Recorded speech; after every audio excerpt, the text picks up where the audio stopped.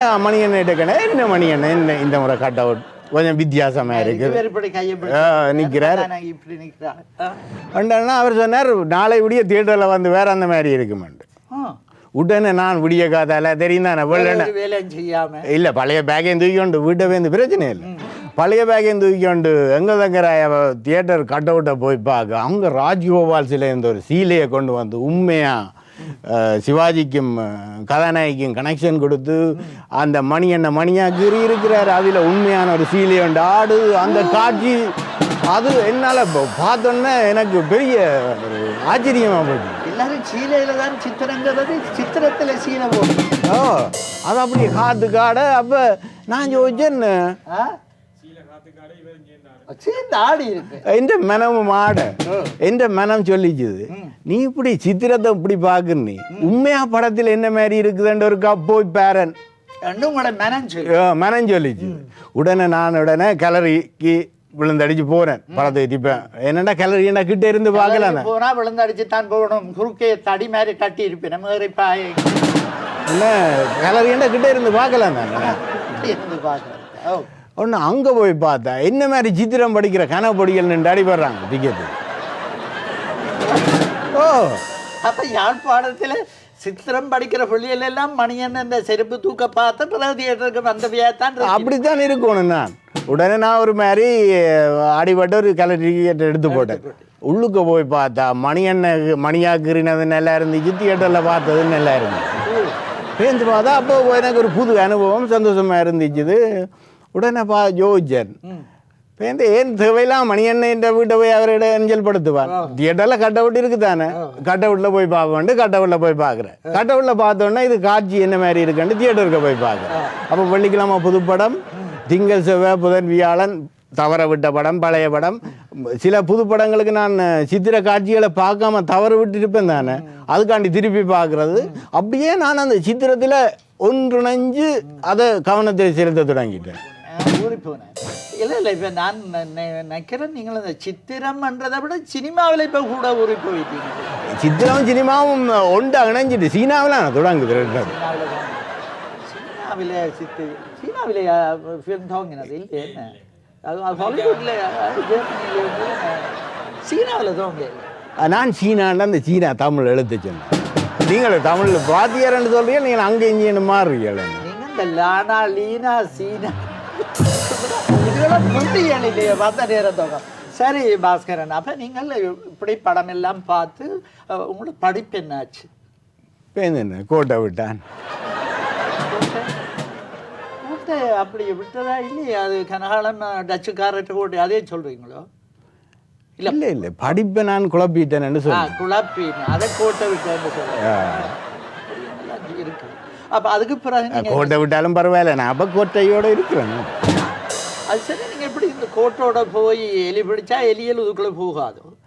எனக்கு தெரியாது எலி எங்கே பூரும் அப்போ பூருமெண்டு ஒரு பேருக்கும் தெரியாது. அது பூர வேண்டிய நேரத்தில் அது தேவையான இடத்துல போகுது.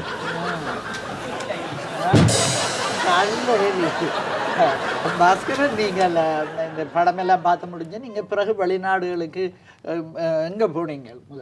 முதல்ல உள்ளூருக்கு இருந்தால் இவன் படம் பார்த்து திரிகிறான்னு போட்டு வெளிநாட்டுக்கு அனுப்பி விட்டு நான் போய் படிக்கிறான். அங்கே ஒரு பழமொழி இருக்கு, உள்ளூரில் உலாத மாடு வன்னியில் போய் விழுமோன்னு. அது மாதிரி நான் சொந்த மொழியிலேயே படிக்க இல்லாதனா 100 ரூபாய்க்கு படிக்கணும்.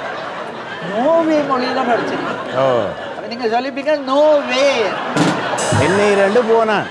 அப்போ நீங்கள் அங்கே போய் பார்த்துருப்பீங்க. உங்களுக்கும் இந்த நோவே மொழிக்கும் எங்களோட மொழிக்கும் ஏதாவது ஒற்றுமை இருக்கா பாஸ்கரன்? அதுக்கான ஒற்றுமை இருக்குது. நான் அது கண்டுபிடிச்சேன். என்ன அது நான் வெளியால் சொல்லலை. ஏன்னா இப்போ இங்கிலீஷுக்கும் தமிழுக்கும் ஒற்றுமை இருக்கு. மண்வட்டி என்றது மைமூட்டி, ஓமண்டா யா ரெண்டுவா. ஓமண்டா யா யாண்டால் இங்கிலீஷ்லையும் யா, தமிழ்லையும் ஜாவனாண்ட ஒரு எழுத்து இருக்கு. இல்லையண்டா நை ரெண்டுவா. நஹி அது நான் நினைக்கிறேன் என்னண்டா யானை என்ற ஒரு எழுத்தை கொண்டு 2ஆ பிரிச்சு யா நை என்று போட்டிருக்கேன்.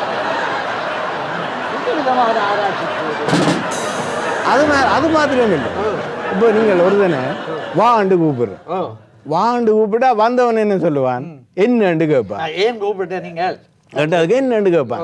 அப்போ அவன் பார்த்துருக்கிறான், வாண்ட சொல்ல கொண்டே என்னண்டு அர்த்தத்தில் தன் மொழியில் கொண்டே போட்டுருக்கிறான். மொழியே அக்குபர் ஆணிவரையே பிரிச்சிருக்கிறீங்க. சரி பாஸ்கரன், உங்களுடைய ஒன்று இறுதியாக முக்கியமாக கேட்கணும், இந்த பட்டணத்து எலிகள் என்ற இந்த கார்ட்டூனை நீங்கள் தமிழில் செய்கிற நோக்கம் ஏன் வந்தது உங்களுக்கு? இப்போ நான் வெளிநாட்டுக்கு வந்து நம்ம பிள்ளை குட்டிகளாக போச்சுது. உடனே எத்தனை பிள்ளைகள் எத்தனை குட்டி? 3 பிள்ளைகள் ஒரு பூனை குட்டி. எலிகள் உள்ள இடத்துல பூனை வச்சிருக்கிறீங்க. நான் மிருகத்தோட அப்போ முந்தி கூடிய ஒரு ஒற்றுமை தான். அப்போ பிள்ளை குட்டிகள் அப்போ நான் இடக்கிடவங்க என்னென்னா பிள்ளைகளை கவனிக்கிறது தெரியும் தானே. இங்கே என்ன செய்யணும்னா அந்த பிள்ளைகளை இருந்துட்டு பார்க்க வேண்டி வந்துடும். அப்போ கவனித்து பார்த்தா அந்த கார்ட்டூனை போட்டு விட்டால் அவன் பிரச்சனையெல்லாம் இருப்பினான், வீடு அமைதியாக இருக்கும், பார்த்து கொண்டு இருக்கும், ஆண்டு பார்த்து கொண்டு இருப்பினா ஒரு 2 ஓட்டி விட வேண்டியான சாப்பாடு அது பிரச்சனையெல்லாம் போகும். வார்த்தை பிரயோகங்கள் எல்லாம் பயங்கரமாக இருக்கு. தீத்தி விடுதல் இல்லை அது தீத்தி விடுறேன்னா அன்பா கொடுக்குறது. டிவி வாக்குள்ள சும்மா தள்ளி விடுறதா அதை பாவிக்கலாம். அது தமிழ் அப்படி இருக்குது. உடனே அப்போ நான் கவனிச்சேன், இப்போ இது இருக்கிறது சுகமாக போச்சுது எனக்கு புள்ள பார்க்குறது. கார்ட்டூன் இருக்கிறது. ஆனால் இப்போ இந்த இருந்து பார்த்தா எனக்கு அவங்க சிரிச்சு படத்தை பார்க்குறாங்க, எனக்கு விளங்குது இல்லை.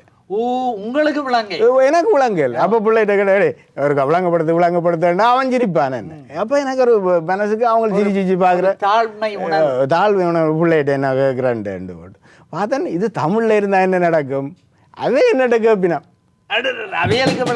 அவைக்கு இப்போ எல்லாம் விளங்காதானே. அப்போ விளங்காத அப்பா அதை என்ன விளங்கப்படுது என்னொன்னே நான் இப்போ லெவலாக இருந்தோண்டு சொல்லுன்னு சொல்லலாம் ரெண்டு ஜோஜி போட்டு உங்களா கஷ்டப்பட்டு இந்த கார்ட்டூனை செய்தேன் நான் செய்திருக்கு. மறுபடியும் நீங்கள் இந்த தமிழை வளர்க்குறது எங்கள் மத்தியில், இளைஞர் மத்தியில், குழந்தைகள் மத்தியில் தமிழை வளர்க்கணுன்ற மாதிரி அந்த மாதிரி பெரிய நோக்கில் இப்படி கூட சுயநலத்தோடு தான் இதை செய்த நீங்கள். இப்போ வெளியால் சொல்லக்குள்ள நான் தமிழை வளர்க்க இந்த உயிரை அர்ப்பணிக்கிறேன்னு தான் சொல்லணும். நீங்கள் ரேடியோ டிவியில் போய் சொல்ல மாட்டீங்கன்ற ஒரு நம்பிக்கையில் உங்களுக்கு சொல்லியிருக்கு. அப்போ நான் இந்த சுயநலத்துக்காண்டி செய்தேன்னு சொல்ல மாட்டேன். இவ்வளோ பேரும் பார்த்து கொண்டு வைக்க விஷயம் நடந்து இருக்கு. நீங்கள் இதற்காக இப்படி இந்த பட்டணத்து எலிகள் என்ற இந்த கார்ட்டூனை நீங்கள் செய்தீர்கள் என்று நன்றி பாஸ்கரன். நீங்கள் வந்து உங்கள் எலிகள் பிடிக்கும் அனுபவத்தையும் அந்த கார்ட்டூன் என்ன எலி, காக்கி நிற எலி, மண்ணிற எலியை பற்றியும் சொல்லி சுவையான தகவல்களை என்னோடும் பார்வையாளர்களோடும் பங்கிட்டு கொண்டமைக்காக என்னோட இசை வழங்கி கொண்டிருக்கும் ஆரூரன் ரமேஷ் வாகிசன் சார்பிலும் பார்வையாளர்கள் சார்பிலும் மீண்டும் நன்றியும் வணக்கமும் கூறி விடைபெறுகிறோம். வணக்கம்.